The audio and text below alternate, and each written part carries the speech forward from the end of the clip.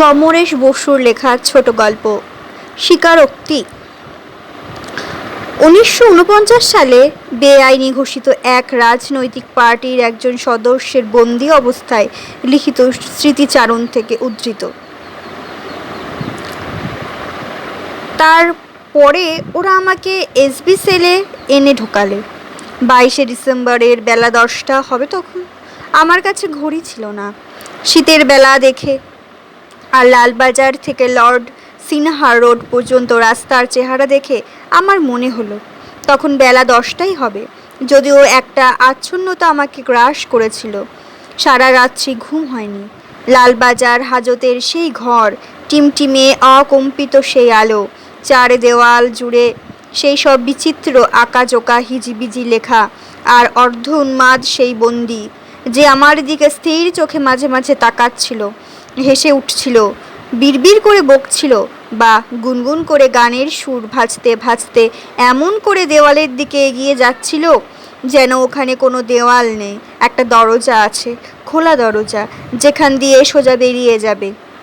কিন্তু দেওয়ালের গায়ে গিয়ে ধাক্কা খেয়ে স্থির নিশ্চল হয়ে যাচ্ছিল।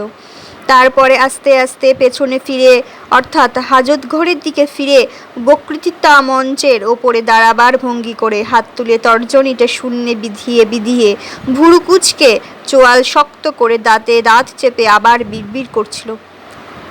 ও যে কে আমি তা জানতাম না। পোশাক আশাক মোটামুটি ভদ্র রকমের হলেও ও রাজনৈতিক বন্দি কিনা আমি বুঝতে পারছিলাম না।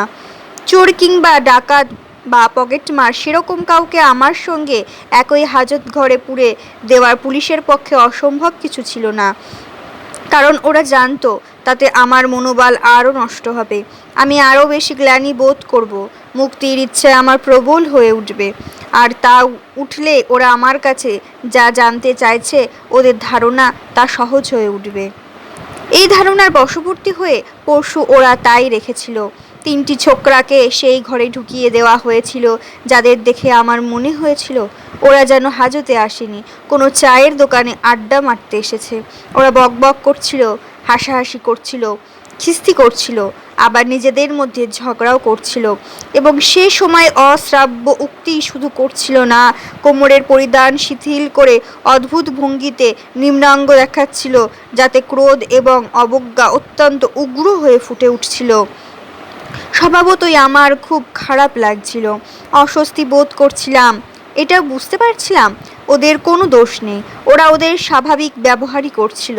এমনকি ওরা এও বুঝতে পারছিল আমি অত্যন্ত অস্বস্তি ও অশান্তি বোধ করছি, যে কারণে আমার দিকে তাকিয়ে ওরাও একটু সংকুচিত হচ্ছিল, আড়ষ্ট বোধ করছিল এবং আমাকে সাক্ষী মানছিল।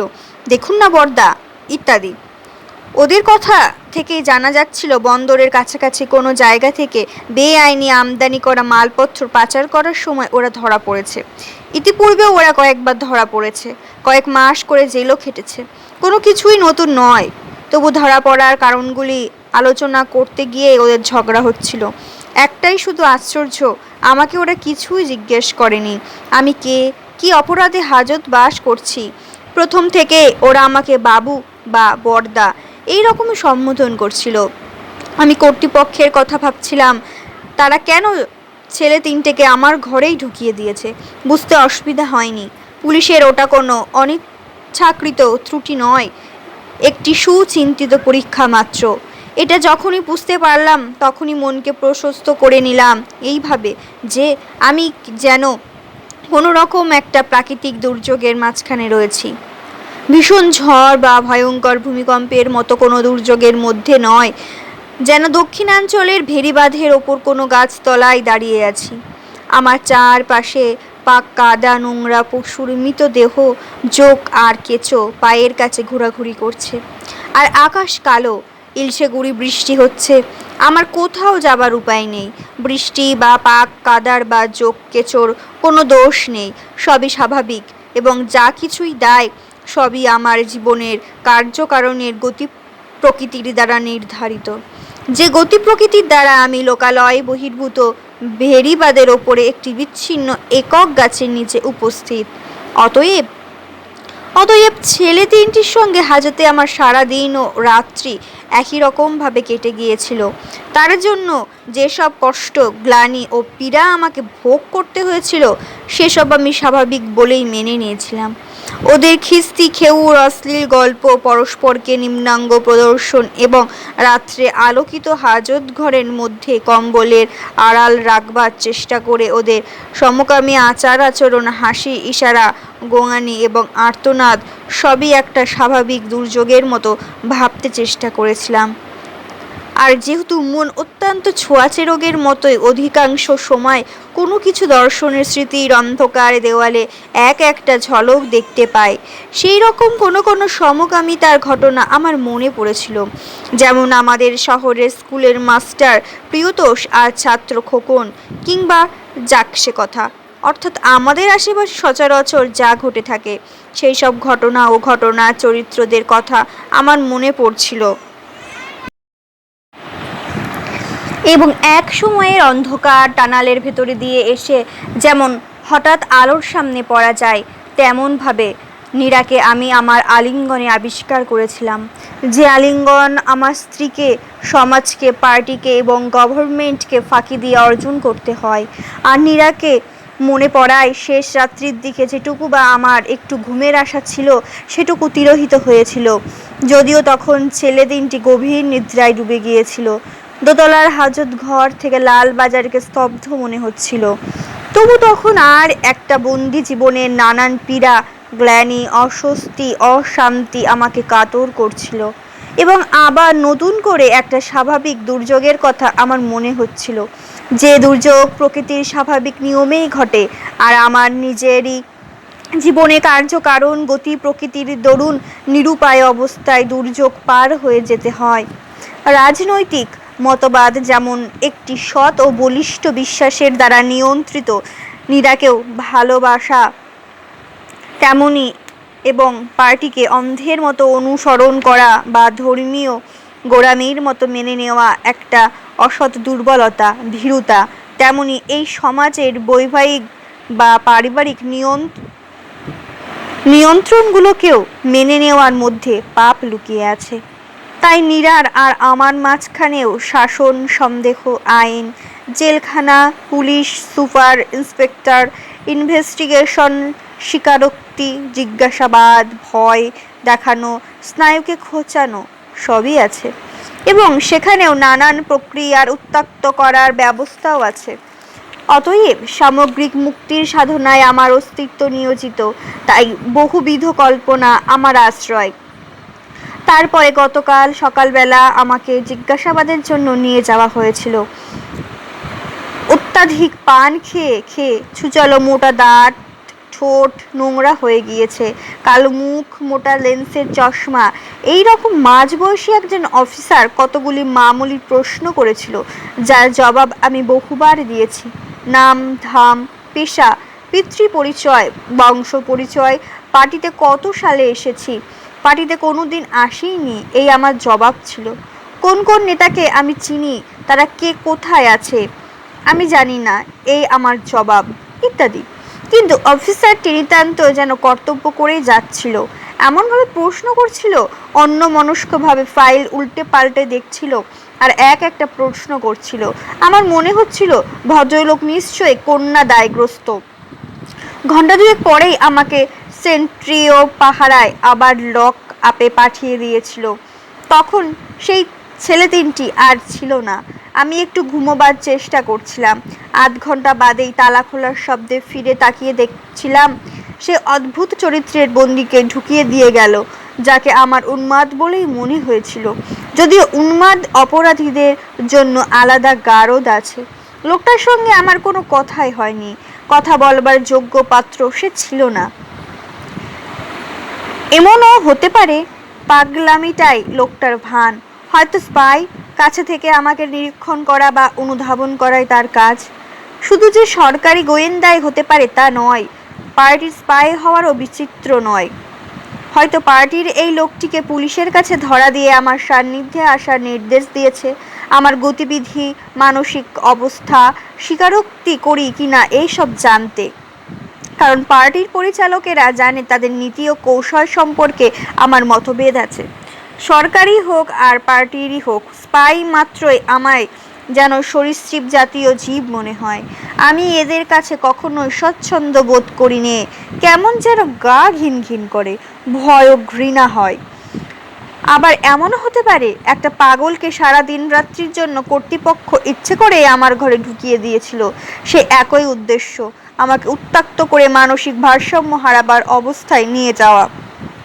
লোকটার ভাবভঙ্গি, ব্যবহার, মাঝে মাঝে কাছে এসে মুখের দিকে তাকিয়ে থাকা, ফিসফিস করা, বিড়বিড় করা, ধপাস করে আমার গা ঘেঁষে শুয়ে পড়া এবং হাত দিয়ে আমাকে স্পর্শের উদ্বেগ করা, হঠাৎ হেসে ওঠা, সব মিলিয়ে বিশ্রী উত্ত্যক্ত করেছিল। আমি চোখ বুঝতে পারিনি সারা রাত, নানান রকম ভেবেছিলাম। লোকটা যদি আমাকে কামড়েই দেয় বা খামচে দেয়, কত কী করতে পারত। গতকাল সন্দেহ আর উৎকণ্ঠায় আমার রাত্রি কেটেছে। মনে মনে আমি একটা দুর্যোগের কল্পনা করছিলাম। আজ ওরা আমাকে এসবি সেলে নিয়ে এলো। আজ 22শে ডিসেম্বর। আসন্ন বড়দিনের উৎসবের ছোঁয়া লেগেছে কলকাতায়। লালবাজার থেকে চিপে যেতে যেতে আমার মনে হচ্ছিল, যদিও কলিকাতাকে আমার মোটেই ভালো লাগছিল না,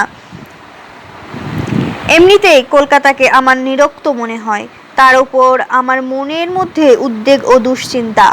আমার দুপাশে সশস্ত্র প্রহরী, ড্রাইভারের পাশে একজন যুবক অফিসার, যে আমার সঙ্গে একটি কথাও বলেনি, ভালো করে তাকিয়েও দেখেনি।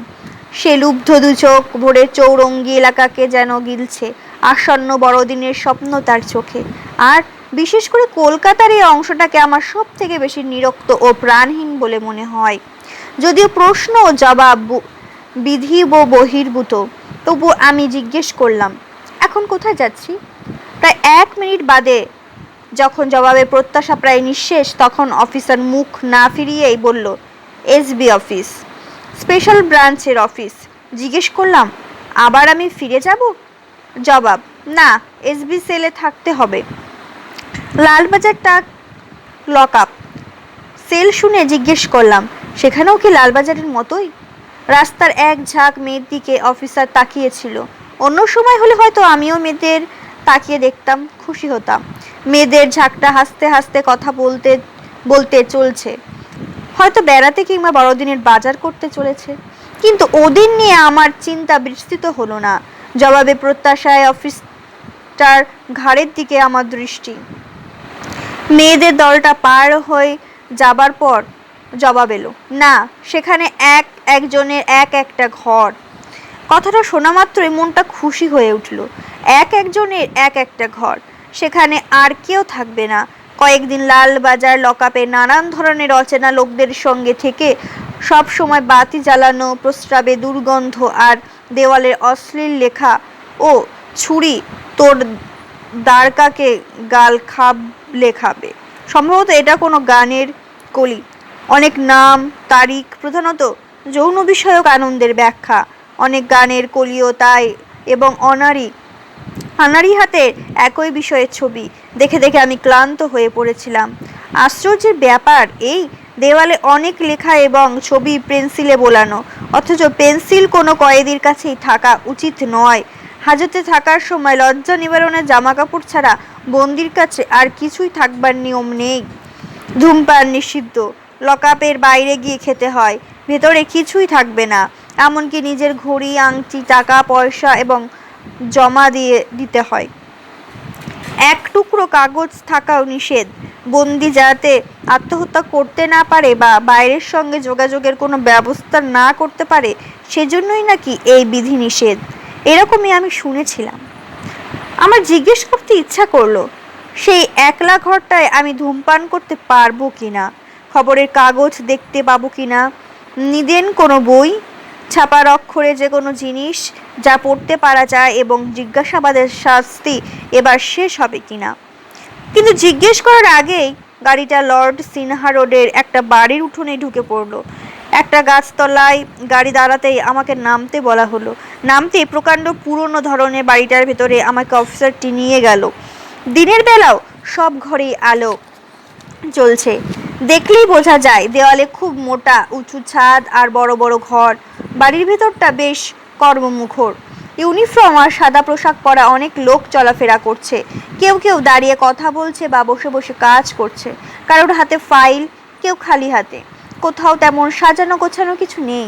নিতান্তই যেন কাজ চলা গোছের টেবিল, চেয়ার, বেঞ্চ কোনো কোনো ঘরে রয়েছে। কোনো কোনো ঘর ফাঁকা। অবশ্যই কোনো কোনো ঘরের দরজায় দামি পর্দা, ভিতরে উজ্জ্বল আলোর ঝলকও দেখতে পেলাম। সম্ভবত বড় অফিসারদের ঘর সেগুলো। একটা বাড়ি পেরিয়ে আবার একটা বাঁধানো উঠোন এবং সেখানেও কয়েকটা গাছ, গাছে পাখিরা জটলা করছে। আমার ভালো লাগলো। লালবাজারের সেততলার হাজত ঘর থেকে বেরিয়ে এখানে এসে আমার মনটা খুশি হয়ে উঠল।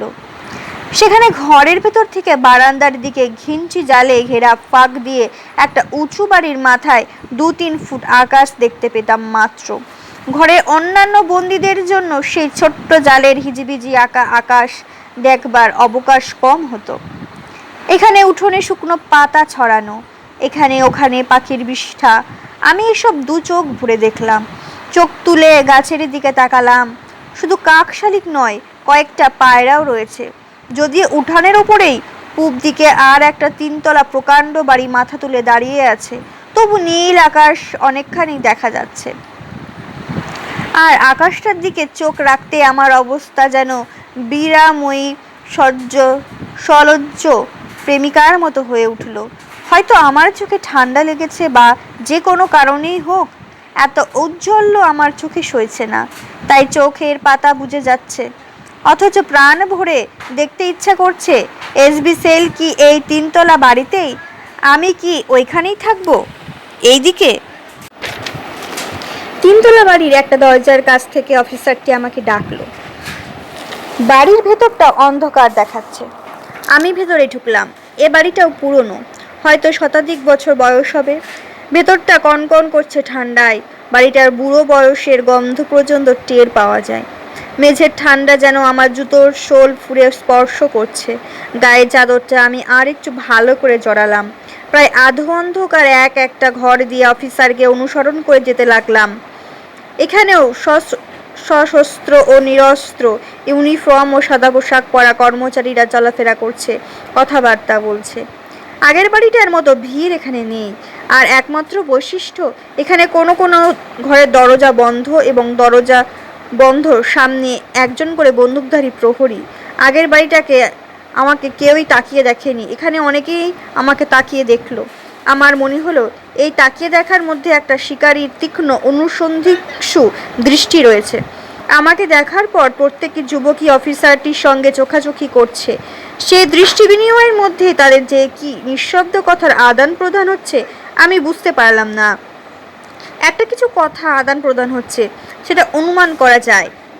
এবারের আবহাওয়া একটু যেন অন্যরকম, ঠিক নিশ্চুপ নয়, অথচ একটা স্তব্ধতা যেন বিরাজ করছে। একজনের মুখ কেমন একটু খুঁড়ো, উত্তেজনার ঝলকাচ্ছে। কেন কে জানে? যেতে যেতে আমার সামনেই হঠাৎ একটা বন্ধ দরজা খুলে গেল। একজন খুব দ্রুত বেরিয়ে গেল সেই ঘর থেকে। সামত্রী দরজাটা টেনে দেবার আগে চকিতে আমার চোখ পড়ল ঘরের মাঝখানে টেবিলে একজন যেন হুমড়ি খেয়ে পড়ে আছে, 2 হাত ছড়িয়ে। আর একটা কালো কম্বল টেবিলের ওপর থেকে মেঝেয় লুটোচ্ছে। আমি দরজাটা পার হয়ে যেতেই অন্য দিক থেকে আর একটি লোককে তাড়াতাড়ি আসতে দেখলাম। তার চোখে চশমা, গায়ে ওভারকোট, কোটের পকেট দুটো যেন অনেক মালপত্রে মোটা হয়ে আছে, আর হাতে স্টেথোস্কোপ। মনে হলো লোকটা ডাক্তার। দেখলাম সে ওই ঘরটাতেই গিয়ে ঢুকলো। আমার গতি সম্ভবত স্লথ হয়ে এসেছিল। আমি পেছনে ফিরে তাকিয়েছিলাম। আমার কাঁধে একটা ঠেলা লাগতেই দেখলাম অফিসারটি আমাকে আঙুল দেখিয়ে পথ নির্দেশ করছে। ভ্রুকুটি বিরক্ত তার মুখে। আমি তাকে অনুসরণ করে দোতলার সিঁড়ি দিয়ে ওপরে উঠতে লাগলাম।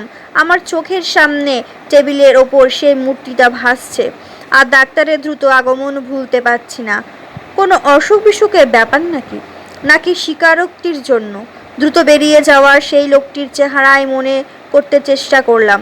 প্রকাণ্ড চেহারা, উস্কো খুস্কো চুল, হাত গোটানো, লোমশ বুক, খোলা শার্ট আর হাতে ঝোলানো কোট। লোকটি কি স্বীকারোক্তি আদায় করার জন্য ওকে মেরেছে? যাকে এক মুহূর্তের জন্য খোলা দরজা দিয়ে আমি দেখতে পেলাম টেবিলের ওপর লুটিয়ে পড়ে আছে। বেত দিয়ে মেরেছে নাকি কম্বল চাপা দিয়ে ভারী রুল দিয়ে পিটিয়েছে, কারণ একটা কালো কম্বলও টেবিলে থেকে মেঝেতে লুটোয় দেখলাম। আর কম্বল জড়িয়ে মারার পদ্ধতি কলকাতা পুলিশের আছে শুনেছি, তাতে দেহে কোনো দাগ হয় না, অথচ প্রহার ও পীড়নের সুবিধা হয়। বন্দির আঘাত কি খুব বেশি হয়েছে? অজ্ঞান হয়ে গিয়েছে, তাই তাড়াতাড়ি গিয়ে ডাক্তার পাঠিয়ে দিল। দাঁড়ান, আমাকেই বলা হলো।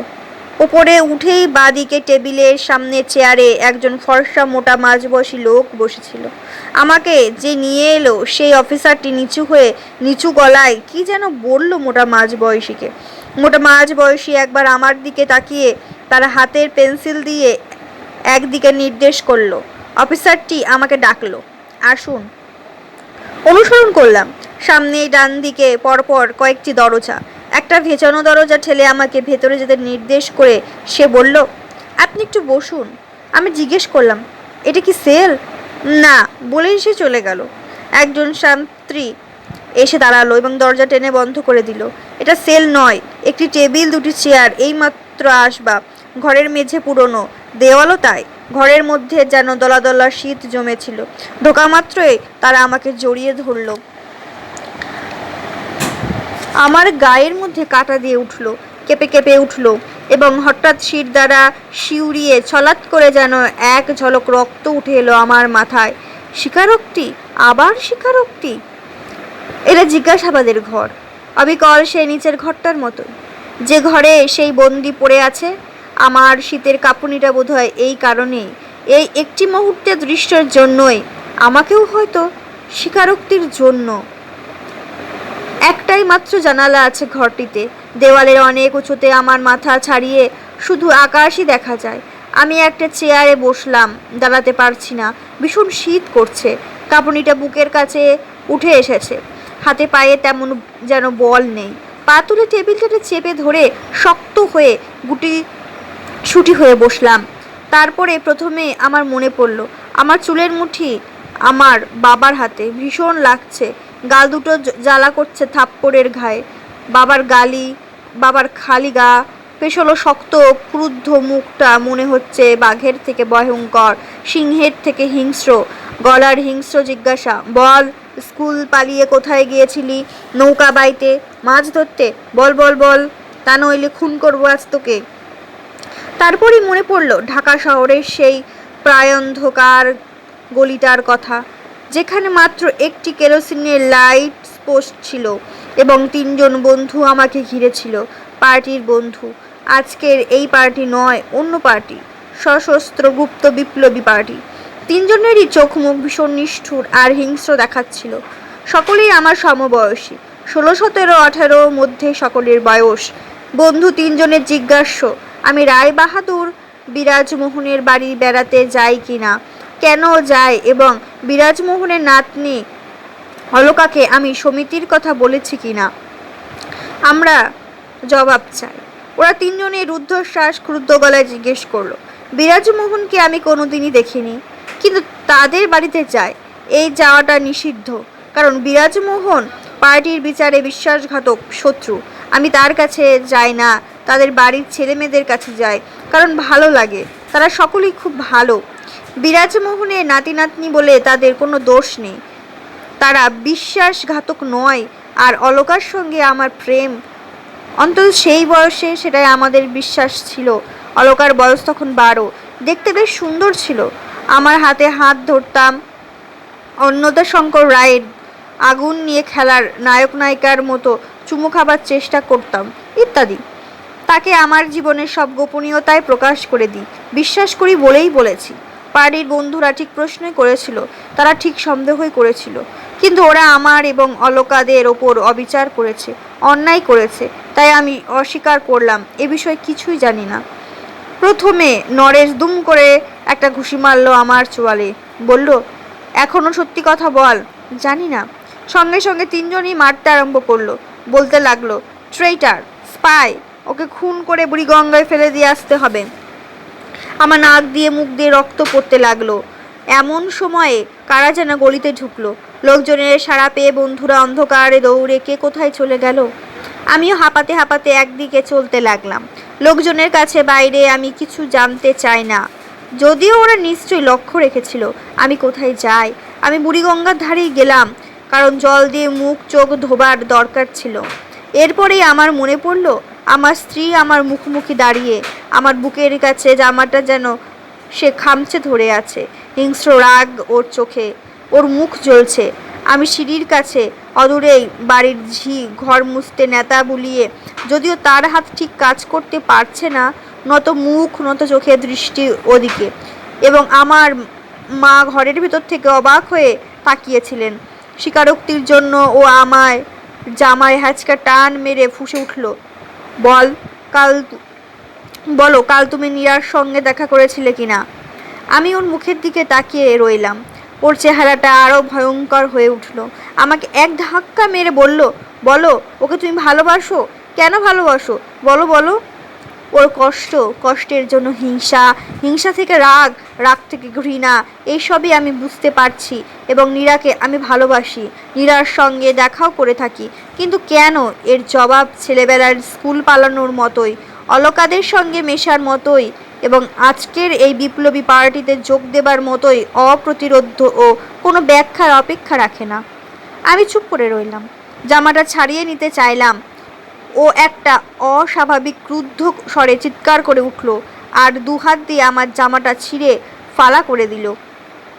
এবার আমার মনে পড়ল পার্টির লোকাল অ্যাকশন কমিটির তলব। মাত্র মাস দুয়েক আগের কথা। অ্যাকশন কমিটি আমাকে ডেকে পাঠালো। অ্যাকশন কমিটি মানে পার্টির আর্মস অ্যামুনিশন, যাদের তত্ত্বাবধানে, যারা শত্রুকে চিহ্নিত করে ও পৃথিবী থেকে সরিয়ে দেয় আর কর্মীদের অপরাধের বিচার করে। সে এক জনবিরল লোকালয়। পুরনো বাড়ির দোতলা, প্রায় অন্ধকার ঘর, পাথরের মূর্তির মতো নীরের শক্ত মুখ নিয়ে 5 জন বসে আছে। অ্যাকশন কমিটি কুরিয়র আমাকে পৌঁছে দিয়ে গেল। বাইরে থেকে দরজা টেনে বন্ধ করে দিল। আমি অ্যাকশন কমিটিকে পার্টির নিয়মতান্ত্রিক অভিবাদন করলাম, কিন্তু কেউই প্রত্যাভিবাদন জানালো না। আমাকে শুধু তাদের মুখোমুখি বসতে ইঙ্গিত করা হলো। মিহির, অ্যাকশন কমিটির নেতার এই ছদ্মনাম, যার স্মার্টনেস, সাহস, চেহারা, বাঘ ভঙ্গির খুবই নাম আছে পার্টির মধ্যে। বোনাপার্ট বলে সবাই যাকে আদর করে, কারণ তার চেহারার সঙ্গে নাকি নেপোলিয়নের বিশেষ সাদৃশ্য আছে, এবং জিমনাসিয়ামে ক্রিয়ার বেশ পটু ও স্বভাবতই তার শার্ট খোলা বুকেরও চলা বসার ভঙ্গি দৃষ্টিমুগ্ধকর, যার চোখ তীক্ষ্ণ ঈগলের মতো আর একদম হাসে না, যেটা নিয়ে সবাই বিস্মিত, প্রশংসায় ও শ্রদ্ধায় স্তব্ধ, কারণ মিহিরকে কেউ হাসতে পর্যন্ত দেখেনি। আমার ধারণা মিহির আত্মসচেতন, অনেকটাই ভঙ্গি সর্বস্ব, অ্যাডভেঞ্চার। সেই আমাকে জিজ্ঞেস করলো, হ্যাঁ কমরেড। অ্যাকশন কমিটি আমার কাছে জানতে চাইছে ধ্রুবকে আপনি কোন শেল্টারের ব্যবস্থা করে দিয়েছিলেন কিনা। তার আগে জানতে চাই পিসি 1112-849 নম্বরের সার্কুলার আপনার সেলেই পৌঁছেছিল কিনা, এবং আপনি সেখানে উপস্থিত ছিলেন কিনা। মিহিরের চোখ থেকে যেন একটি ঘৃণা মিশ্রিত বিদ্রুপের ঝিলিক আমাকে হানলো, এবং বাকি সকলেই তাই। মিহির যা যা জিজ্ঞেস করলো সবই সত্য। গোপন সার্কুলারে ঘোষণা করা হয়েছিল ধ্রুবকে কতগুলো বিশেষ কারণে পার্টি থেকে বহিষ্কার করা হয়েছে। পার্টির বিশেষ স্বার্থে কারণগুলি এবং ব্যক্ত করা সম্ভব নয়। সভ্যদের সবাইকে জানানো যাচ্ছে ধ্রুবের সঙ্গে কেউ যেন কোনো রকম সম্পর্ক না রাখে, এমনকি বাক্যলাপ না করেন। করলে পার্টি বিরোধ কার্যকলাপের জন্য তাকেও শাস্তি পেতে হবে ইত্যাদি। আমি সে সার্কুলার পাঠ করেছিলাম, কিন্তু ধ্রুবকে আশ্রয় সত্য দিয়েছিলাম, কারণ আমি জানতাম প্রকৃত দেশপ্রেমিক, বিশ্বাসী, সৎ পার্টিজান, চিন্তাশীল, বিবেকবান ধ্রুবের সঙ্গে জেলার একজন নেতা ও অ্যাকশন কমিটির মিহিরে ব্যক্তিগত বিরোধের ফলে তাকে পার্টি থেকে সরিয়ে দেবার চেষ্টা চলছিল, তাকে স্পাই আখ্যা দেবার ষড়যন্ত্র চলছিল, এবং সেই কার্যকরীও করা হয়েছে। অথচ ধ্রুব একজন আন্ডারগ্রাউন্ড কর্মী, পুলিশ তার জন্য হন্য হয়ে ফিরছে। এই অবস্থায় তাকে পার্টি থেকে বের করে দিয়ে নির্দেশ দেওয়া হলো আন্ডারগ্রাউন্ড থেকে সে বেরিয়ে পড়ুক, অর্থাৎ পুলিশের হাতে চলে যাক। পার্টি থেকে বহিষ্কার মানে আন্ডারগ্রাউন্ডের আশ্রয় তাকে ছেড়ে দিতেই হবে, তাহলেই পুলিশ তাকে ধরতে পারবে। এবং ধরলেই, যেহেতু ধ্রুব একজন নেতৃস্থানীয় কর্মী। পার্টি বেআইনি ঘোষিত হবার আগে যে প্রকৃতই একজন জননেতা ছিল, তাকে পুলিশ নানাভাবে পীড়ন করবে কথা আদায় করবার জন্য। একদিকে পার্টি থেকে বহিষ্কার, অন্যদিকে পুলিশের পীড়ন, দুয়ের মিলে স্বভাবতই মানসিক শক্তিতে ভাঙন ধরতে পারে, স্বীকারোক্তিও করে ফেলতে পারে। এই অবস্থায় ধ্রুব আমার কাছে এসেছিল। পার্টির আন্ডারগ্রাউন্ডের আশ্রয় ছেড়ে সে আমার শরণাপন্ন হয়েছিল, কেঁদে ফেলেছিল এবং বলেছিল, আমি আত্মহত্যা করতে পারি, তবু পুলিশের কাছে ধরা দিতে পারবো না। মিহির আর যতীন, জেলা কমিটির নেতা, প্ল্যান করে আমার এই সর্বনাশটা করেছে। তারা আমাকে পুলিশের হাতে তুলে দিতে চাইছে, অথচ বিশ্বাস করো, কোনো রকম নেতৃত্বের মোহ আমার নেই। আমি শুধু কোনো কোনো ক্ষেত্রের ওদের কর্মপদ্ধতির সমালোচনা করেছিলাম। ওরা সেটা সহ্য করতে পারছে না বলেই আমাকে এভাবে বের করে দিচ্ছে। সৎ ধ্রুবকে আমি দেখলাম, সে অসহায়। আমি তাকেই বিশ্বাস করি। মিহিরের অতীতকে আমি জানি না। তাকে ওপর থেকে আমাদের এলাকায় চাপিয়ে দেওয়া হয়েছে। সে বাইরে থেকে এসেছে। আমি ধ্রুবকে চিনি, বুঝি, বিশ্বাস করি এবং তাকে এভাবে ক্ষুধার্ত নেকড়েদের মুখে এক টুকরো মাংসের মতো আমি ছুড়ে দিতে পারি না। আমি তাকে আশ্রয় দিয়েছি, কিন্তু আমার উপায় নেই। অ্যাকশন কমিটির কাছে আমাকে অস্বীকার করতেই হবে। স্বীকার করলে আমার ওপর নির্দেশ অমান্যর শাস্তি নেমে আসবে তো বটেই, ধ্রুবকেও বাঁচানো যাবে না। এখন এই অ্যাকশন কমিটির কাছে বিশ্বস্ত থাকা বিবেকহীন দাস মনোবৃত্তি ছাড়া আর কিছু নয়। আমি বললাম, সেই সার্কুলার আমি পড়েছি, ধ্রুবকে আমি আশ্রয় দিইনি। অ্যাকশন কমিটির নিরেট মুখগুলো পরস্পরের দিকে একবার চোখাচোখি করলো। মিহির তার বাক্যবান প্রয়োগ করলো, হেসে ঘাড় কুঁচকে বলল, আপনার মতো একজন খাঁটি কমরেড পার্টির কাছে মিথ্যা কথা বলবে, এটা আশা করা যায়। মিহির জানতো তার এই ভঙ্গিটা অপরের পক্ষে খুবই ক্রোধের উদ্রেক করে। আমি শান্তভাবে বললাম, আমি মিথ্যে বলিনি। যদি প্রমাণ হাজির করা হয় তাহলে তো কোনো কথাই নেই, আমি জবাব দিলাম। অ্যাকশন কমিটির পাথুরে মুখগুলো তীক্ষ্ণ ধারে ঝলকাতে লাগলো, চোখগুলো অঙ্গারের মতো জ্বলতে লাগলো, ঘৃণায় হিংস্র দেখালো। সব থেকে কম বয়স্ক যে, তার টেক নাম পিপি, সে শাসে উঠল। প্রমাণ হলে মনে রাখবেন, আপনাকেও কেউ ধ্রুবর মতো পার্টি থেকে বের করে দেওয়া হবে, জানি। আমি দৃঢ়তার প্রকাশ করলাম। বিকাশ, ছদ্মনাম, নিষ্ঠুর মুখে কঠিন গলায় বলল, শুধু বের করেই দেওয়া হবে না, তার চেয়েও কঠিন শাস্তি। বাকিটা তার চোখের আগুন ও তাদের দাঁত ঘষাতে বোঝা গেল। ওরা অ্যাকশন কমিটির লোক, হয়তো ওদের প্রত্যেকের কাছে রিভলভার রয়েছে। ওরা ইচ্ছে করলে আমাকে গত শুক্রবার মিহিরের দৃঢ় গম্ভীর ও নাটুকে গলা বেজে উঠল। গত শুক্রবার রাত্রি 11:30 নাগাদ ধ্রুব আপনার কাছে যায়নি। কথাটা মিথ্যে নয়, এবং খবরটা ওরা কমরেড রেবার, আমার স্ত্রী, পার্টির সভ্য অত্যন্ত বিশ্বস্ত শ্রীলোক মাত্রই যা হয়ে থাকে। ভালোবাসা ও ধর্মের বিষয়ে যুক্তি তর্কহীন। যদি ধর্ম মানে, এবং বর্তমানে পার্টি আমার মতো ধর্মীয় দল ও আচার অনুষ্ঠান পর্যায়ে পৌঁছেছে, যুক্ত তর্ক বোধ, বুদ্ধিহীন, অলৌকিক বিশ্বাসে, আত্মদানে উন্মুক্ত আমার স্ত্রী একজন সেরকমই বিশ্বস্ত কমরেড, এবং বিশ্বস্ততার মূলেও ভালোবাসা যেহেতু আহত, সে ফণিনী তুল্য কাছ থেকেই শুনেছে। আমি তো বললাম, না। তাহলে কমরেড রেবা মিথ্যা বলেছেন? মিহির বলল, বেশ বিদ্রুপের ঢেউ দিয়ে, একটু অ্যাসিড হাসির জ্বালা ছিটিয়ে, যেন এরপরে আর আমার স্বীকারোক্তি না করে উপায় নেই। আমি অবশ্য রেবাকে অনুরোধ করেছিলাম যেন সে এ খবর পার্টিকে না দেয়, কিন্তু দিয়েছে। বললাম, যদি তিনি বলে থাকেন তবে মিথ্যাই বলেছেন। মিহির গর্জন করে বলল, কমরেড সাবধান, আপনি আর একজনকে মিথ্যাবাদী করছেন। আমি মিথ্যা বলিনি। Shut up lawyer. পিপি ক্ষুব্ধ স্বরে গর্জে উঠল, নিজের উড়ুতে একটা ঘুষি মারল, আর তার মাঝখান থেকে আহত বাঘের মতো গর্জিত গোঙানি ভেসে উঠল মিহিরের গলায়। আপনি সেই রাত্রে একটা চিঠি লিখে টাকা দিয়ে ওকে কোথাও পাঠিয়ে দেননি? না। এই ঘৃণ্য মিথ্যা বলার পরিণাম আপনি জানেন? আমি মিথ্যা বলিনি। মিহির অসহায় আক্রোশে কি করে ভেবে পেল না। তার সবল পেশল হাত মস্ত বড় থাবা অন্ধ শক্তিতে কয়েক মুহূর্ত মোচড়ালো। তারপরে হঠাৎ দাঁড়িয়ে উঠে বলল, ডিসলভ দিস মিটিং। একে আজ চলে যেতে দিন। আমাদের সিদ্ধান্ত একে পরে জানানো হবে। পিপি বা বিকাশের চলে আসতে দেবার ইচ্ছে ছিল না, তবু সিদ্ধান্তের জন্য অপেক্ষা করা ছাড়া উপায় ছিল না। আমি বললাম, যেতে পারি? মিহির বলল, নতুন সিদ্ধান্ত না হওয়া পর্যন্ত আমি চলে এলাম। তখনও আমার ছোটবেলার কথাই মনে পড়ছিল। কিশোরের যৌবনের স্কুল পালানো, অলকাদের সঙ্গে মেশা, নীরাকে ভালোবাসা, ধ্রুবকে আশ্রয় দেওয়া এবং দরজাটা খুলে গেল। স্বীকারোক্তি। কালো গগলস পরা রাশভারী লোকটির পেছন ফিরে দরজায় ছিটকানি লাগিয়ে দিল। বগলে একটা ফাইল। এবার জিজ্ঞাসাবাদ। কিন্তু সেই শিরদাঁড়া শিউরানি শীতটা এখন আমার আর নেই। ঘাড়ে গর্দানের স্থূল পেশর লোমশ লোকটি এক টানে গায়ের কোটটা খুলে ফেললো, ফাইলটা টেবিলে রাখলো। মোটা স্বর শোনা গেল, এখানে এসে আপনার বডি সার্চ হয়েছে। না, দাঁড়ালাম। লোকটা আমার শূন্য পকেটগুলো, কোমর, পেট, চাদর ঝেড়ে দেখে নিল। বসুন। বসলাম। গগলসটা খুলল সে। চোখের পাতায় লোম নাই। লোকগুলো রক্তাভ, কোলগুলো রক্তাভ, অনেকটা কাঁচা ঘায়ের মতো।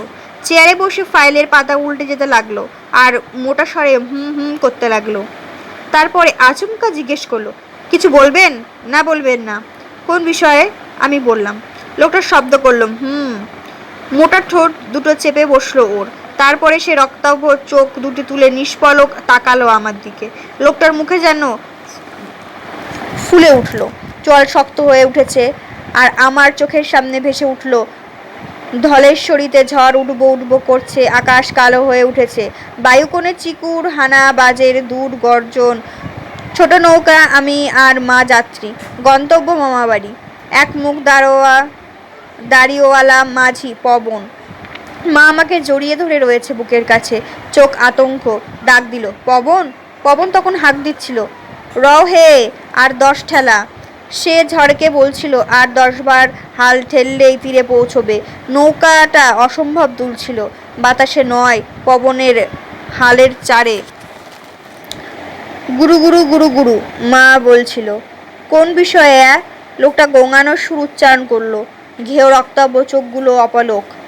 একটা আর্তনাদের স্বর ভেসে এলো ধলেশ্বরীর তীর থেকে, আর গাছগুলো নুয়ে পড়ল। ঝড়ের আঘাতে পৃথিবী আর্তনাদ ওটা। আর একটুখানি, এই দাওয়া। পবন চিৎকার করলো। লোকটা ভ্যাবা করে হেসে ফেললো। পবন ঝপাং করে লাফ দিল জলে, চিৎকার করলো, ডরায়েন না মা, বুক জলে। নৌকার কাছি পবনের হাতে। লোকটা বলল, আমরা যেমন জিজ্ঞেস করি আপনারা সবাই সেরকমই জবাব দেন। সত্যি বলছি, আমি টায়ার্ড। কোনো মানে হয় না, রোজ রোজ সে একই কথা। জানা কথাই তো বাপু, আপনারা কেউই কিছু বলবেন না। নিন, সিগারেট খান। কোনো জীবনেই সুখ নেই মশাই। বিপ্লব করি বা কি সোনার রাজত্ব তৈরি করবেন আপনারা? ইংরেজ আমলে আমরা অনেক কিছু ভেবেছিলাম। বসুন, আসছি। কোটটা তুলে নিয়ে ফাইলটা হাতে করে লোকটা চলে গেল। দরজাটা টেনে দিয়ে গেল।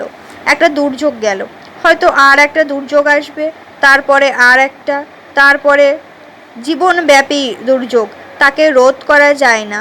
যে বিশ্বে বাস, সেই বিশ্ব প্রকৃতির মধ্যে দুর্যোগের নানান কার্যকারণ ইন্ধন। এবং আমি কেন দুর্যোগের মাঝখানে? এর একমাত্র কারণ, আমি যে কারণে ছোটবেলায় স্কুল পালিয়েছিলাম। আরও কৈশোরে 14 বছর বয়স হবে তখন বিধবা বীণাদির গোপন চিঠি অমরদাকে পৌঁছে দিয়েছিলাম। সেই বিষণ্ণ যুবতী বীণাদির পাড়ার ক্লাবের নেতা, লাইব্রেরির স্রষ্টা অমরদাকে ভালোবাসতেন এবং দুজনের দেখা সাক্ষাৎ বারণ হয়ে গিয়েছিল। বীণাদির অভিভাবকেরা বীণাদিকে বেরোতে দিত না। পাড়ার সব বয়স্ক মানুষেরাই যেন এই দুজনের বিরুদ্ধে। একটা যুদ্ধের অবতীর্ণ হয়েছিল। একটা ফ্রন্ট তৈরি করেছিল পাহারা দেওয়ার, গোয়েন্দাগিরি করা, নোংরা রসিকতা ও কুৎসিত কথা বলা। তার স্বভাবতই আমাদের অভিভাবকেরাও ক্লাবে যেতে নিষেধ করেছিল। অমরদার সংস্রব্য বিষবৎ ত্যাগের নির্দেশ দিয়েছিল। স্বাভাবিকভাবেই আমরা সেটা অন্যায় মনে করেছিলাম এবং এই বয়সে হৃদয়ের সকল আবেগ ও সমর্থন অমরদা ও বীণাদির পক্ষে ছিল। আমি বীণাদির চিঠি অমরদাকে পৌঁছে দিয়েছিলাম এবং অমরদার চিঠি বীণাদিকে। আর সেই পৌঁছে দিতে গিয়ে ধরা পড়েছিলাম। যদিচ বামাল নয়, তারপরেও আমি রক্তাভ। দাদার একটি ঘুষিতে কোষের দাঁত নড়ে গিয়েছিল। বাবার ছড়ির দাগ আমার শরীরটাকেও চিতাবাক করে তুলেছিল। আর মায়ের ক্ষুদ্র প্রশ্ন, এখনো বল অমরের চিঠি বীণাকে? না। ও ভগবান, এ ছেলেকে কেন আতুরেই মুখে নুন পুড়ে দিইনি? দুঃসহ রাগে ও ঘৃণায় মা চিৎকার করে উঠছিল। আর আমি মনে মনে বলছিলাম, হে ভগবান, বিনাদি আর অমরদা যেন ধরা না পড়ে। এবং তখনও সেই একটা দুর্যোগ। দরজাটা আবার খুলে গেল। অন্য একজন ঢুকলো, সেই ফাইল হাতে, ধুতি পরা, শার্টের ওপরে কোট, চেহারে এসে বসলো। পকেট থেকে কতগুলো কাগজ বের করে দেখালো। একবার আমাকে তাকিয়ে দেখে বলল, আমি যা পড়ে যাচ্ছি সেগুলো আগে শুনে যান, কোথাও না মিললে আমাকে বলবেন। সালে পার্টিতে জয়েন, সময়ে লোকাল কমিটিতে উত্তীর্ণ, সন্দেশখালী কৃষক সম্মেলনে যোগদান, মেটিয়া বুরুজে তারিখে উত্তেজক বক্তৃতা দান, গান ফ্যাক্টরিতে গুপ্ত সমিতি গড়ে তোলা, রেলওয়ে ২৬ নম্বর গেটের ওপর পার্টির আর্মস সরিয়ে নিয়ে যাওয়া। লোকটা একটা কথাও মিথ্যে বলছিল না, তারিখ বা সময় একটা ভুল বলছিল না, যেন আমারই কোনো সহকর্মী। সর্বক্ষণের সঙ্গী কতগুলো গোপন ও প্রকাশ্য ঘটনা বলে চলেছে অ্যাকশন কমিটির সঙ্গে আপনার যোগাযোগ ছিল। তারিখে কমিটির সঙ্গে যোগাযোগ হয়েছে। তারিখে গণপত সিংয়ের কাছ থেকে এক ব্যাগ ক্রাকার নিয়ে ৭ নম্বর সেলকে দিয়েছেন। আশ্চর্য। লোকটা হয়তো এর পরে বলবে, রেবার সঙ্গে আমার কবে ঝগড়া হয়েছে, মীরার সঙ্গে আমি কোথায় কখন দেখা করেছিলাম। প্রাদেশিক কমিটির আরতি দত্তকে নিয়ে তারিখে রাত্রে ফিটনে করে পার্ক সার্কাস থেকে বালিগঞ্জ স্টেশনে। অসম্ভব। এই বিষয় সত্য শুনে নিজেকে অবিশ্বাস করতে ইচ্ছা করছে। এবং সেখান থেকে ইত্যাদি। লোকটা সত্য ঘটনা বলে যেতে লাগলো, আর ছোট ছোট তীক্ষ্ণ চোখ তুলে আমাকে দেখতে লাগলো। আমি সেই যে ভাবলেশীন মুখ তার দিকে তাকিয়েছিলাম। কথাগুলো শুনতে আর আমার কোনো ভাবের সঞ্চার হলো না। বিস্ময়কে যথাসম্ভব রোধ করে আমি ধরেই নিলাম আমার মুখের সামনে একটা আয়না ধরা হয়েছে এবং বলা হচ্ছে, দেখুন আপনার ঠোঁটের ওপর ডান দিকে একটা তিল, বাঁ কানের পাশে ছোট একটি কাটা দাগ, নাকটা, চোখ দুটো ইত্যাদি। আমি মনে মনে বলতে লাগলাম, না না না, এটা আমি নই, ওটা আমার মুখের ছায়া নয়। না না না, তাহলে সবই মিলছে, সবই সত্য। কিসের?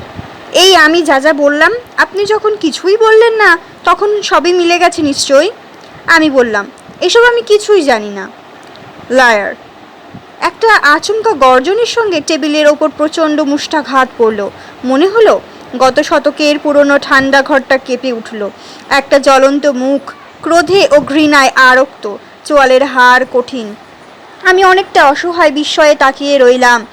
একটাই মাত্র মন্ত্র জপ করতে লাগলাম, না না না না না না না না না।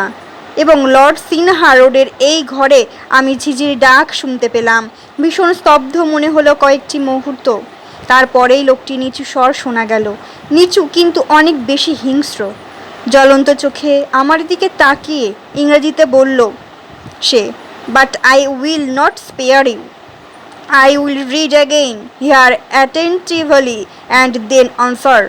লোকটা আবার সেই কাগজ পড়ে যেতে লাগলো, কিন্তু এবার আমি আর শুনছিলাম না। ওর পড়ার চেয়ে দ্রুত এলোমেলো বহু ঘটনা ও গলার স্বর আমাকে ঘিরে ধরলো। Action committee, Mihir. এই দেখুন কমরেড, রেবার চিঠি। তিনি সম্পূর্ণ বিবরণ দিয়েছেন। ধ্রুব কি ভাবে, আপনার কাছে কখন এলো, কি বলল, আপনি কি বললেন, কি করলেন, আপনি এখনও স্বীকার করুন। রেবা, এই যে সেই চিরকুট, নাম না করলেও নীরার হাতের লেখা আমি চিনি। মিথ্যুক। এখনও বলো, তাহলে তুমি ওর সঙ্গে বাসুলি বিলের ধারে দেখা করেছিলে? ছেলেবেলা, বাবা, সত্যি কথা বলো। স্কুল পালিয়ে নৌকা বাইতে গিয়েছিলি? কৈশোর সমিতির বন্ধুরা? বল, অলোকাকে কি তুই সমিতির কথা বলেছিস? And then answer, I say answer. আবার একটা ঘর কাঁপানো ক্রুদ্ধ গর্জন এবং টেবিলের ওপর প্রচণ্ড মুষ্টাঘাত। আমি আমার সামনে দেখলাম একটা রক্তাভ অঙ্গার মুখ, চিতার ক্রুদ্ধ চোখ, এবং আমি দেখলাম ঘর কাঁপছে। ভেজা বিছানা থেকে আমি ঘুমন্ত লাফ দিয়ে উঠলাম। 10 বছরের আমি জলে ভেসে যাওয়া মেঝে অন্ধকার ঘরে দাঁড়িয়ে বাবার চিৎকার শুনলাম, ঘরের বাইরে চল ফেলু, আমার মায়ের নাম। ছেলেদের নিয়ে ঘরের বাইরে চলো, পশ্চিমের চাল উড়ে গেছে। আমার বুকের মধ্যে ভীষণ কাঁপছিল। ঝড়ের গর্জন আর তার দাপটে টিনের চাল যেন ভয়ে কোকিয়ে কাঁদছিল। বিদ্যুৎ ঝলকের চোখ অন্ধ হয়ে যাচ্ছিল। মায়ের আঁচল ধরে আমি খোলা দরজা দিয়ে নতুন পাকা ঘরের দিকে চললাম। মস্ত বড় উঠানে বাতাসে বৃষ্টিতে বিজুলি হানাহানিতে তোলপাড় হচ্ছিল। মায়ের একটা হাত আমার কাঁধে এসে পড়ল। সেই দিকে চোখ রেখে আমার সামনে আমি অঙ্গার মুখ আর চিতা চোখ ভেসে উঠতে দেখলাম। তার গর্জনের জবাবে আমি ভিজতে ভিজতে নতুন পাকা ঘরের দিকে যেতে বললাম, জানি না, আমি এইসবে কিছুই জানি না। আমার মুখে থুতু ছিটকে লাগলো আর কানের কাছে গর্জন শোনা গেল, কি করে জানতে হয় আমি শিখিয়ে দেব। I will teach you, you liar coward.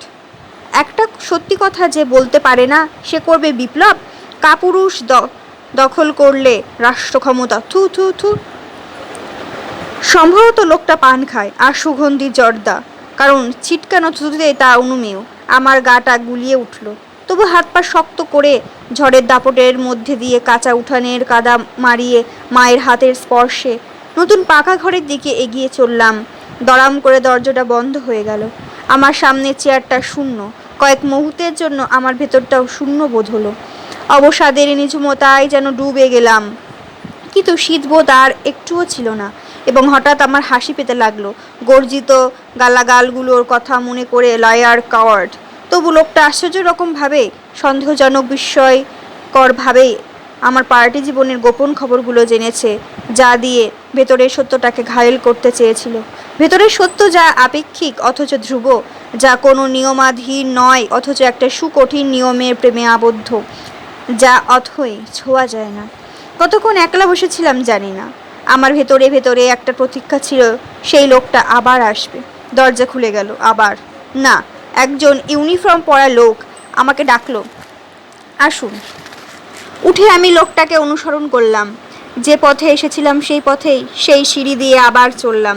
সিঁড়ি দিয়ে নেমে অন্যদিকে গেল লোকটা। পুরনো বাড়িটা থেকে বেরিয়ে আবার একটা সুন্দর সাজানো বাগানে এসে পড়লাম। রঙিন ফুল, সবুজ ঘাস, খোলা আকাশ, শীতের রোদ, সব মিলিয়ে আমার ক্ষুধার্ত চোখ দুটি টনটনিয়ে উঠল। জল এসে পড়ল। বাদিকের উঁচু পাঁচিল ঘেঁষে আমি লোকটাকে অনুসরণ করছিলাম। সব দিকেই পাঁচিল, পাঁচিলের ওপরে কাঁটাতারের ফেন্সিং, তাতে লতা জড়ানো, সবুজ ঘন লতায় কাটা তার ঢাকা। সত্যি শিল্পীদের দোষ নেই, যারা কাঁটাতারকে বইয়ের মোলাটের ফুলের মতো আঁকে। ওতে বৈদ্যুতিক শক্তি যুক্ত থাকলে লতাগুলো বোধহয় মরে যেত। কিন্তু রোদটা কি নিবিড় সুখের মতো গায়ে জড়িয়ে যাচ্ছে, শরীরের ভেতরে ঢুকছে। চাদরটা আলগা করে দিলাম, বুকে যদি একটু রোদ লাগে। আর এই সবুজ, এই ফুল, হোক পাঁচিলে ঘেরা। পাঁচিল কোথাও নেই, একমাত্র সে অথই সত্য ছাড়া, যে আমার অস্তিত্ব, যার নিষেধের কোনো সীমা নেই অথচ সীমাহীন স্বাধীন। তবু তাদের চরিত্র বদলায়নি, তারা যা তাই আছে। ইউনিফর্ম পরা লোকটি দাঁড়িয়ে পড়ল, আমিও দাঁড়ালাম। বাগানটা শেষ, পাঁচিলটা কাছেই। দেখলাম বাদিকের পাঁচিলের পাশ দিয়ে দুটো সিঁড়ির ধাপ উঠে একটা গলি চলে গিয়েছে।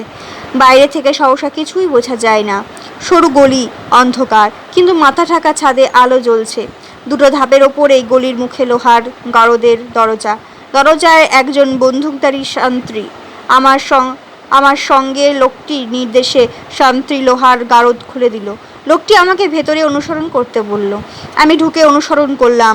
এই মাত্র দিন অন্তরিত আমি যেন রাত্রির বুকে প্রবেশ করলাম। বাদিকে দেয়াল, মাথাটা ছাদ আটা, ডান দিকে লোহার গড়াত দেওয়ার পরপর কয়েকটি খাঁচার মতো ঘর। একেবারে শেষ ঘরটার কাছে গিয়ে আমার সঙ্গে লোকটি দাঁড়ালো। সন্ত্রী আমাকে ডিঙিয়ে খাঁচার গড়াদের তালা খুলল। ইউনিফর্ম পরা লোকটি আমার একবার তাকালো, আর গলিটার শেষ দেওয়ালের গায়ে জল ভরা চৌবাচ্চা দেখিয়ে বলল, এখানে চান করে নিতে হবে, সেলের মধ্যে খাবার দিয়ে যাবে, একটা সিগারেট যদি ইচ্ছে হয়। পকেট থেকে সিগারেট প্যাকেট আর দেশটায় বের করলো সে। সেলে ঢোকবার আগেই ধূমপান করে নিতে হবে। বুঝলাম, এগুলো এসবি সেল। সিগারেট নিয়ে ধরিয়ে আমি পেছন ফিরে গলির বাইরে বাগানের দিকে তাকালাম। এখনো সবুজ, এখনো সিগারেটের নিবিড় নেশা। ভেবেছিলাম লালবাজারের লকআপ থেকে এসবি সেল ভালো হবে। কোথায় গেল সেই পাগলটা, সেই উদ্ধত ছেলেগুলো? ওরা এখানে আসবে না। মনে হলো মুহূর্তে সিগারেট পুড়ে শেষ হয়ে গেল। সেলের গড়াত খুলে গেল। আমি ভেতরে ঢুকলাম। শান্ত্রী তালা বন্ধ করে দিল। পর দুজনেই চলে গেল। নৈশব্দ নেমে এলো, গভীর নৈশব্দ। সামনে দেওয়াল, পেছনে ডাইনে বাঁয়ে দেওয়াল, মাথার ওপরে একটি অকম্পিত স্থির আলো, লোহার খাট, একটা তোশক আর কম্বল। খাটের বাইরে ফুট তিনেক ঠান্ডা মেঝে, চওড়া ফুট তিনেক, লম্বায় 8 কি 10। আমি খাটের ওপর বসলাম, কোনো শব্দ হলো না। ক্লান্তি বোধ করছিলাম, আস্তে আস্তে শুয়ে পড়লাম কাত হয়ে। কোনো শব্দ হলো না। হলদে আলোয় তাকিয়ে থাকতে পারছি নে। চোখ বুঝলাম, নৈশব্দ, গভীর গাঢ় নৈশব্দ আর অন্ধকার। এসবই আমার চেনা, আমার জানা। এই দুয়ার বন্ধ বন্দিত্ব, এই একাকিত্ব, এই নৈশব্দ, এই অন্ধকার। একমাত্র তফাৎ, এটা এসবি সেল। এইসব ঘোচাবার জন্যই কি একদা স্কুল পালাইনি? ছেলেবেলায় এই বন্দিত্ব, এই একাকিত্ব ঘোচাবার জন্য কি দুঃসাহসী অবোধ মন নিয়ে ছোট ডিঙি করে বর্ষার দুরন্ত নদীর বুকে ভেসে যায়নি? তারপরে সমিতিতে অলকার সঙ্গে মিশতে যায়নি? তারপরে রেবাকে বিয়ে করিনি? তারপরে বিপ্লবী পার্টিতে আসিনি? তারপরে নীরার কাছে ছুটে যায়নি? সারা জীবন ধরে এই বোধ হয় কি রূপান্তরের পথে ছুটিয়ে নিয়ে বেড়াচ্ছে না? আরও কি ছুটিয়ে নিয়ে যাবে না? এই বোধই কি সমষ্টির সঙ্গে জীবনকে ভাগ করে ভোগ করার বাসনাকে বাধ্য করেনি? যারা কোথাও ঠেকে গিয়েছে তাদের বোধ একটা কোথাও নিঃশেষে মুছেছে। আর মিথ্যুকেরা উত্তরণের কথা বলে, কারণ একাকিত্ব কখনো নিষ্ক্রিয় থাকে না, বন্দিত্ব কখনো নিশ্চেষ্ট থাকতে পারে না। এই এসবি সেলের থেকে সে একাকিত্ব কি আরও ভীষণ নয়, আরও ভয়ঙ্কর, নিষ্ঠুর, মর্মান্তিক নয়, এবং আরও সুন্দর ও মধুর? জ্ঞান, মুক্তি ও মৈত্রীর নতুন নতুন চাবিকাঠির সন্ধান যে দিয়েছে, এই তো আমার জপ, আমার আহ্নিকের আচমন। লোহার গড়াত ঝনঝনিয়ে উঠল। আমি ডাকলাম, সামত্রী। সে আমাকে নাইতে বলল, তালা খুলে দিল। স্নান করার দরকার ছিল, কিন্তু কোনো সরঞ্জাম ছিল না, অথচ নাক দিয়ে রক্ত পড়ছে, এখন শুকিয়ে ঢেলা পাকিয়ে রয়েছে। স্নান না করে উপায় ছিল না। তাছাড়া গলির বাইরে সবুজ লন আর ফুলের বাগান দেখতে পাবো স্নান করতে গেলে। তাই অগত্যা নগ্ন হয়ে চৌবাচ্চার কাছে গেলাম। জল তোলবার কোনো পাত্র ছিল না। শান্তি তাকিয়ে তাকিয়ে দেখতে লাগলো আর খৈনি বানাতে লাগলো। আমি সেই দিকেই মুখ করে আঁচলা জল তুলে গায়ে মাথায় ঢালতে লাগলাম, নইলে বাইরেটা দিনটা দেখা যেত না। দৈহিক প্রশান্তি আমার দেহে সঙ্গীত করতে লাগলো যেন। আবার গরাদ বন্ধ। গা শুকোবার আগেই জামা কাপড় পরে নিলাম। তারপরে একটা লোক এসে গরাদের নিচে কয়েক ইঞ্চি ফাঁক দিয়ে খাবার দিয়ে গেল, মাছ, ভাত, দই। বোধহয় কাছেই কোনো হোটেলের সঙ্গে আফিসের ব্যবস্থা আছে। এখানে যে কজন বন্দি থাকতে পারে তাদের জন্য নিশ্চয়ই কোনো রান্নাঘরের ব্যবস্থা নেই। কিন্তু ঘুম এলো না। কেবলই মনে হতে লাগলো এই গাঢ় নৈশব্দের মধ্যে কি একটা শব্দের প্রতীক্ষা, যেন আমার ভেতরে মাথা কুটছে। কি সেটা? গরাদের তালা খোলার শব্দ? আবার আমাকে জিজ্ঞাসাবাদের জন্য ডাকতে আসবে তাই? না, কেউ আর এদিকে অনেকক্ষণ এলো না। আমি উঠে পায়চারি করতে যেতেই থমকে গেলাম। বাজছে, সেই শব্দটা বাজছে। যার প্রতীক্ষা করেছিলাম আমি, সে ঝিঝি ডাকছে। মানুষ যাই বলুক, নিজের হৃদস্পন্দনের সঙ্গে বিশ্ব নিরন্তরতার একটা সম্পর্ক সে খোঁজে। পরদিন আমাকে সেই বাড়িতে দোতলায় সেই ঘরটায় ডেকে নিয়ে গেল। সকাল থেকে বেলা 12টা পর্যন্ত দফায় দফায় 4 জন জিজ্ঞাসাবাদ করলো। বেলা 3টে থেকে 5টা পর্যন্ত 2 জন। তারপরের দিন একই নিয়মে 8 জন। তারপরের দিন সারাদিন কেউ আমাকে ডাকতে এলো না। অবাক হলাম, ছুটিও অনুভব করলাম। সন্ধ্যা 7টাতে রাত্রের খাবার দিয়ে দেয়। আমি তারই প্রতীক্ষা করছিলাম, কিন্তু গরাদের তালা খুলতে দেখে অবাক হলাম, কারণ খাবার তলা দিয়েই দেয়। তালা খোলার পর দেখলাম একজন ইউনিফর্ম পরা অফিসার, কোমরবন্ধে রিভলভার, বাইরে থেকে তর্জনী নেড়ে আমাকে মোটা গলায় ডাকলো, আসুন। আমি চাদরটা জড়িয়ে তাকে অনুসরণ করলাম। গলির বাইরে এসে দেখলাম অন্ধকার নেমেছে। বাগানে কোনো আলো নেই। সবুজ লন বা ফুল বা কেয়ারি কিছুই স্পষ্ট দেখতে পেলাম না। সেই পুরনো দোতলা বাড়িটাকে অন্ধকারই মনে হলো। রোজকার দেখা বাড়িটা এখন যেন স্তব্ধ দৈত্যপুরীর মতো মনে হলো। দরজার ভেতর দিয়ে ঢুকে সামনের ঘরটায় স্মিত আলো দেখতে পেলাম। অফিসারের অনুসরণ করে আমি সিঁড়ি দিয়ে দোতলায় উঠলাম। সিঁড়িতেও তেমনই স্মিত আলো, নিজের ছায়াতেই অন্ধকার লাগে। ওপরের আলো সেই রকম। এবং সেই একই ঘরের মধ্যে আমাকে ঢুকতে বলা হলো। রাত্রে আমি কখনো এই ঘরে ঢুকিনি। দেখলাম এই ঘরের আলো একটু জোরালো। আমাকে বসতে বলা হলো, বসলাম। অফিসার দরজাটা টেনে দিয়ে বেরিয়ে গেল। জিজ্ঞাসাবাদ, নতুন পদ্ধতি, এই কথা আমার মনে হলো, কিন্তু আমার শীত করছে না একটুও। আমি প্রস্তুত হবার জন্য বসলাম। দরজা খুলে গেল। দেখেই চিনতে পারলাম সেই লোক। একটা কম্বল তারা হাতে, আর কম্বলের মধ্যে একটা কিছু মোটা ডান্ডা হতে পারে। সব শুদ্ধই সে টেবিলের ওপর রাখলো। ডান হাতে সেই ফাইল, রিপোর্টস। সেই লোক যাকে আমি প্রথম দিন একটা ঘর থেকে বেগে বেরিয়ে যেতে দেখেছিলাম, যে ঘরের মধ্যে একজনকে হাত ছড়িয়ে উপুর হয়ে টেবিলের ওপর পড়ে থাকতে দেখেছিলাম। পর মুহূর্তে লোকটা আমার চোখে হারিয়ে গেল। অনেক দৃশ্য ও স্বর আমার দৃষ্টি ও শ্রবণকে ঘিরে ধরল, এবং অ্যাকশন কমিটির শেষ আহ্বানের দৃশ্য ও ঘটনা আমাকে টেনে নিয়ে গেল। ওরা কখনো এক জায়গায় বারে বারে দেখা করে না, সেই জন্য জায়গা, কমিটি, সকলের চোখেই দেখলাম নিষ্ঠুর ক্রূর ও বিদ্রূপের হাসি।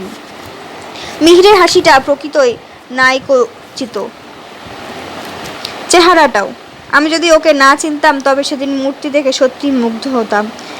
একাধারে বিজয়ী যোদ্ধা ও দার্শনিকের মতো মনে হচ্ছিল ওকে, অথচ করুণা ও দয়া দেখাবার অঙ্গীকারও রয়েছে যেন চোখের হাসিতে। ওর হাতে একটা চিঠি ছিল। বলল, আজ আমি শুধু এই চিঠিটাই পড়ব, তারপরে আপনার যা বলবার থাকে বলবেন। আমার মনে হলো চিঠিটা ধ্রুব লিখেছে। সে স্বীকারোক্তি করেছে আমার সাহায্যের কথা। দেখলাম সকলের চোখগুলোই বিদ্যুৎ ঝলকে আমারকে যেন তরিতাহত করতে চাইছে। কিন্তু যদি ধ্রুব লিখেই থাকে? মিহির বলল, পড়ছি, বলে সে পড়তে আরম্ভ করলো। মাননীয় মিহির বাবু, একটু ভেবে আপনাকে সব সত্যি কথা জানাতে পারবো কিনা বলছিলাম। যদিও আপনাকে আমি আগে কখনো দেখিনি, শুনেছি মাত্রে আপনার কথা। আপনাদের পার্টি সম্পর্কে আমার তেমন কোনো ধারণা ছিল না। একমাত্র অনলের আমার নাম মুখেই যা শুনেছি, সে একজন বিশেষ কর্মী তাও জানি। আপনার সঙ্গে রেবাদিকে, আমার স্ত্রী, দেখে অবাক হয়েছিলাম, ভয় পেয়েছিলাম। রেবাদি বোধহয় আমার সঙ্গে ঝগড়া করতে এসেছে। যাই হোক, আপনার সঙ্গে কথা বলে আমি সত্যি অভিভূত হয়েছি। পার্টির প্রতি তার বৈপ্লবিক কর্মপদ্ধতির প্রতি আমার অকুণ্ঠ শ্রদ্ধাকে আপনি বাড়িয়ে দিয়েছেন। আমি বুঝতে পেরেছি অনল ভুল করেছে। সে আমাকে ভালোবাসে, তাই কখনো মিথ্যা কথা বলে না। ধ্রুবর মতো লোককে ক্ষমা করা যায় না।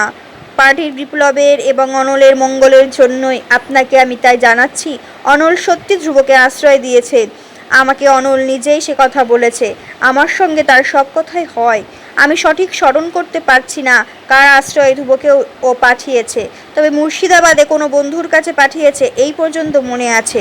অনল ধ্রুবকে অনেকগুলো টাকাও দিয়েছে, এবং একদিন পার্টির এই সন্ত্রাসবাদী নীতির পরিবর্তন হবে। অনল এই বিশ্বাসকে ধ্রুবকে আবার ফিরিয়ে আনবে বলেছে। আপনার কথায় আমার সম্যক উপলব্ধি হয়েছে। অনলকে আমার ঠিক পথে ফিরিয়ে আনা উচিত। আমার সশ্রদ্ধ নমস্কার নেবেন। ইতি নীরা। নীরা? নীরা লিখেছে? চিঠিটা আমার হাতে নেবার দরকার ছিল না। এ কাগজ এবং হাতের লেখা আমার রক্তের সঙ্গে পরিচিত। চিঠিটা পড়ার পর অ্যাকশন কমিটি নিষ্পলক তীক্ষ্ণ চোখে দেখালো। মিহির একটু হেসে বলল, বলুন। আমি বললাম, আমি এসবের কিছুই জানি না। বোঝায় বজ্রপাত হলেও ওরা এত চমকাতো না। মিহির বলে উঠল, আপনি নীরাকেও অস্বীকার করছেন? সে আপনার? আমি চুপ করে রইলাম। আর আমার প্রেমে আদুরে হয়ে ওঠা সেই মুখখানি মনে পড়ল। মিহির গর্জে উঠল, আপনি নীরাকে এইসব বলেননি? না। তাহলে নীরাও মিথ্যা বলছে? তাই দেখছি। মিহিরের লায়ার চিৎকারে আমার কান বেজে উঠবার আগেই টেবিলের ওপর কম্বলটা নড়ে উঠল। ভেতরের ডান্ডা সহ সেটা একটা মোটা থাবায় উঠল, এবং মোটা গোঙানো স্বরের কি একটা কথার সঙ্গে লোকটা আমার সামনে এসে দাঁড়ালো। কি শুনতে পেলাম বুঝলাম না, খালি বললাম, আমি জানি না। তারপর